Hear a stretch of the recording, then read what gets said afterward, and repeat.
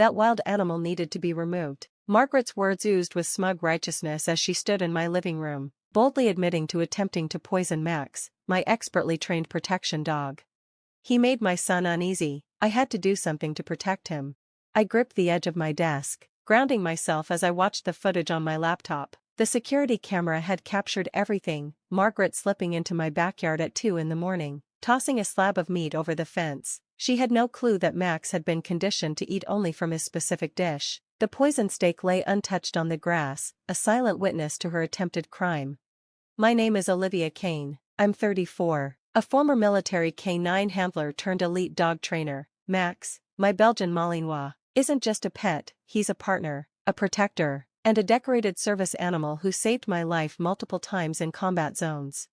You tried to kill my dog, I said, my voice level and cold as I watched her preen in the video. That's a trained service dog valued at over $50,000. Margaret's cheeks flushed with indignation. Don't exaggerate. I only meant to make him sick enough so you'd have to get rid of him. Daniel can't relax with that creature in the house. Daniel, my husband of 2 years, was her only child. She'd never accepted me, the battle-hardened woman who she believed had stolen her son. The success of my dog training business only intensified her bitterness. Max is a certified protection dog, I reminded her. Once again, he's licensed, insured, and has never acted aggressively toward Daniel, or anyone else, without reason. He growled at me, she snapped, folding her arms in defiance. Because you raised your hand to me, I replied. He was doing what he's trained to do, protect. That moment had happened just a few weeks ago. Margaret lost her temper when I refused to let her redecorate our home and raised her hand as if to strike me. Max stepped between us with a warning growl, effectively defusing the situation. Well, it's too late now, she smirked. That meat should already be taking effect. Once he lashes out, you'll have no choice but to put him down. I allowed a cold, satisfied smile to spread across my face. Max doesn't accept food from anyone but me, I said. That's part of his training. I spun the laptop to show her the footage. And this video of you? It'll be of great interest to the police. Her complexion went pale. You recorded me? Always, I answered. Years of working with high-value service dogs has taught me to anticipate sabotage. You'd be shocked how often it happens. You can't show anyone that video, she stammered. I'm your mother-in-law. Think about what this will do to Daniel. I already did, I said, pulling out my phone. He's watching the footage at work right now. He'll be home any minute to deal with the fact that his mother just tried to poison his wife's service dog. Right on cue, the front door flew open. Daniel strode in, fury etched into every line of his face. Mom, what did you do? Margaret turned to him, arms open, pleading. Danny, I was only trying to protect you. That animal is a threat. The only threat in this house is you, Daniel barked. Max has done nothing but protect Olivia and me. He's family, and you tried to kill him. But enough. His voice was sharp and final. The police are on their way. You'll be charged with attempted animal cruelty and trespassing. And after this, you're no longer welcome here. Margaret's expression crumbled, the weight of her actions crashing down on her. She had acted with such arrogance, so certain that being Daniel's mother made her untouchable. But now, reality was setting in. Sirens wailed in the distance, and the panic on her face was unmistakable. She looked to me, desperation overtaking her pride. Olivia, please, we can fix this. I'll apologize to the dog. His name is Max, I said calmly, and no, we can't fix this. You tried to kill a service animal because you didn't like him or me. That's not something you come back from.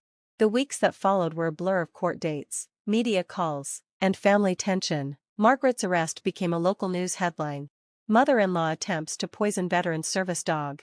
The footage clearly showed her sneaking into her yard, tossing poisoned meat, and even casing the property in the days leading up to the event. She was facing multiple charges, including attempted animal cruelty and unlawful entry. The premeditation makes it worse, Detective Torres explained during a follow-up. Harming a service animal is a felony in this state. I sat on the couch, Max's head resting gently on my lap. Daniel paced behind me, still reeling from the betrayal.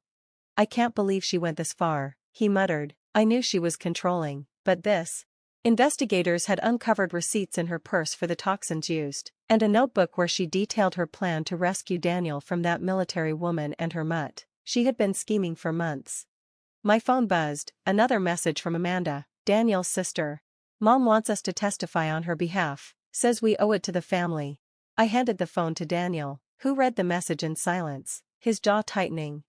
She still doesn't get it, he said, dropping onto the couch beside me. She betrayed us, not the other way around. Max rose and walked to Daniel, resting his head on his lap. Since the incident, he'd stayed close to Daniel, picking up on the emotional fallout. As Daniel scratched his ears, some of the tension melted from his posture. You know what's most frustrating? He said. She kept insisting this was all for me, but she never once asked how I felt about Max. That dog has done more for us than she ever has. He was right. Just weeks earlier, Max had scared off a would-be intruder who tried to break in through the back door. His bark alone sent the man running. Police later caught the guy attempting to rob another home. Margaret's lawyer tried to change the narrative before the hearing. My client acted out of concern. He told the press she genuinely feared the animal posed a danger. But the evidence painted another picture, one of spite, entitlement, and calculated malice. Her journal dripped with disdain, not just for Max, but for me, my career, and my place in her son's life. A proper wife wouldn't keep such a dangerous animal, she wrote. Daniel belongs with someone more suitable, someone who fits our status. The support I received from fellow veterans, trainers, and the service dog community was overwhelming. And through it all, Max never left my side. Other trainers and service dog handlers began sharing similar stories, tales of family members who didn't understand or respect the roles their animals played. My client list grew quickly, full of people seeking trainers who truly grasped the seriousness of protecting these incredible animals. Even Daniel's relatives sided with us. His Aunt Susan, Margaret's own sister, called us in disbelief. She's completely lost it, Susan said. It was one thing when she tried to micromanage Daniel's life, but this is unforgivable. She needs serious help. The emotional toll weighed heavily on Daniel. He looked tired, thinner. I'd often find him sitting alone in our home office, quietly looking through old family pictures. Max would be right there beside him, a steady presence offering comfort without needing to say a word. I keep thinking about how many times I let things slide, Daniel admitted one night. The jabs at your job, the way she undermined you, all those years of emotional manipulation. I should have stood up to her sooner. I held his hand gently. What matters is that you're standing up now. As Margaret's court date approached, her efforts to reach out only grew more frantic. She left voicemails soaked in tears, mailed long-winded letters, and even sent acquaintances to corner us in public, begging us to give her another chance. Each new attempt only reinforced how blind she was to the seriousness of what she'd done. The final straw came when she violated the court order and showed up at our home. Thankfully, Max was on alert. He caught her scent before she even got to the porch, proving once again why his training was indispensable. On the day of her hearing, a strange mix of anxiety and relief filled the courthouse air. Max sat by my side, proudly wearing his service vest. When Margaret entered in handcuffs, she seemed smaller, somehow, like her pride had finally caught up with her. All rise, the bailiff called out as the judge walked in. The prosecution wasted no time. The security footage played clearly for the courtroom to see. Margaret sneaking into our yard, tossing poisoned meat with unsettling confidence. Her handwritten journal was read aloud, exposing pages of bitterness, resentment, and calculated intent. When it came time for victim impact statements, Daniel stood. Though his voice trembled slightly, his words were firm. My mother didn't just try to harm a dog, she attacked a member of my family, he said. Max is more than a trained service animal. He's saved our lives, stood by us through everything, and shown us more love and loyalty than my mother ever has. Margaret cried softly in her seat, but Daniel didn't waver. I'm asking this court to require psychiatric care, because this wasn't just about one reckless decision, it was years of toxicity that finally boiled over. Judge Anderson delivered the sentence: 2 years of probation, mandatory therapy, a significant donation to a local service dog charity, and a lifetime restraining order barring her from our property and my business.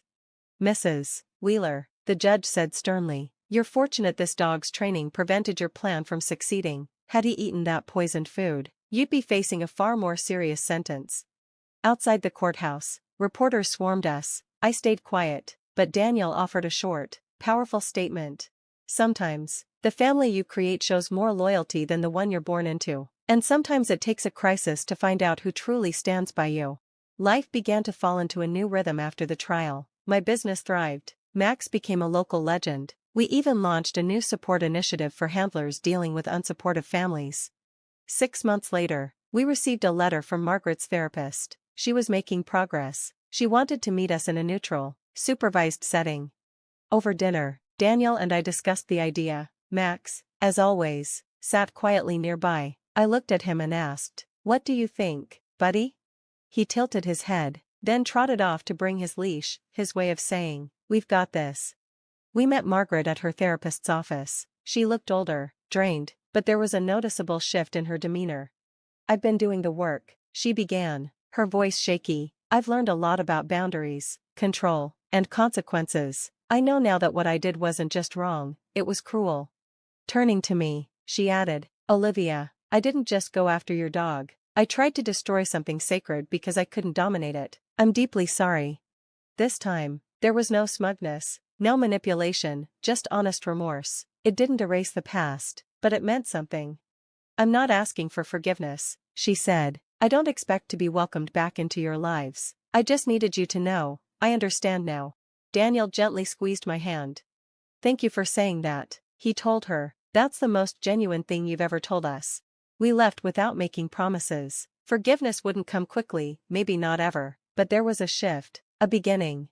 1 year after it all, our lives had transformed. The training center had expanded. We created programs to help families understand service dogs and support their handlers. Daniel, inspired by everything we went through, became a strong advocate for tougher laws protecting service animals. One evening, as we sat on the porch watching Max do his evening rounds in the backyard, Daniel turned to me. "When this all started, I thought I was being forced to choose between my mom and you," he said, "but I see it clearly now. I was choosing between toxicity and love." I leaned into him. "Some of the best family members have 4 legs." He chuckled and wrapped his arm around me, "and they often show more loyalty than most humans ever do." Max patted over and rested his head on Daniel's knee, as if confirming the sentiment himself. He wasn't just a dog. He had been the spark that exposed years of dysfunction and the steady anchor that helped us rebuild from the ashes. As the sun dipped below the horizon, I realized that Margaret, in trying to destroy what she feared, had only made us stronger. And Max, the so-called dangerous animal, had shown more compassion, bravery, and wisdom than any person in that courtroom. Because sometimes the sweetest justice isn't revenge. It's peace, love, and a fiercely loyal heart on 4 paws. Thanks for watching. See you next time, and stay stunned.